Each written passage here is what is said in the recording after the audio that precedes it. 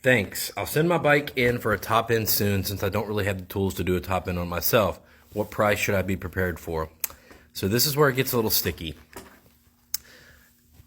There are a lot of small independent shops, owner operated shops, talented engine builders, guys that can do this job for you pretty cheap because they do the same jobs all the time, especially if you go to a guy that focuses on dirt bikes. So let me give you some examples. I was a Kawasaki guy.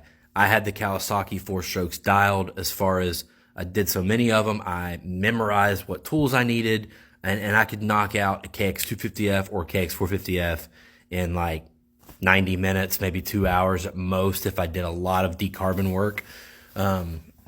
So I did them really cheap. I knew I could get the parts for couple $100, piston, gaskets. So I would do top ends for $4.99, and I knew I could knock that out in less than 2 hours and make a few $100, right off the top. I was a relatively small shop, so the overhead wasn't crazy. I could afford to do that. But I'd done so many of them, I was very proficient at it, just as good as a dealership. However, obviously dealerships have more overhead. They have they have a higher hourly rate. A lot of small shops will quote by the job. Some dealerships will, but dealerships are more often just going to log your hours. Why is this?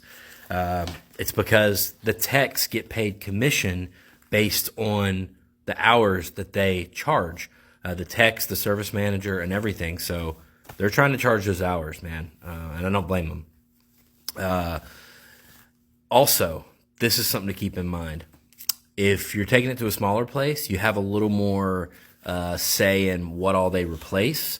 A larger dealership is going to replace everything for a couple of different reasons. Not everything, but if something's on the line, they're going to lean towards replacing it. And that's because, one, they don't want the liability of something happening if they don't.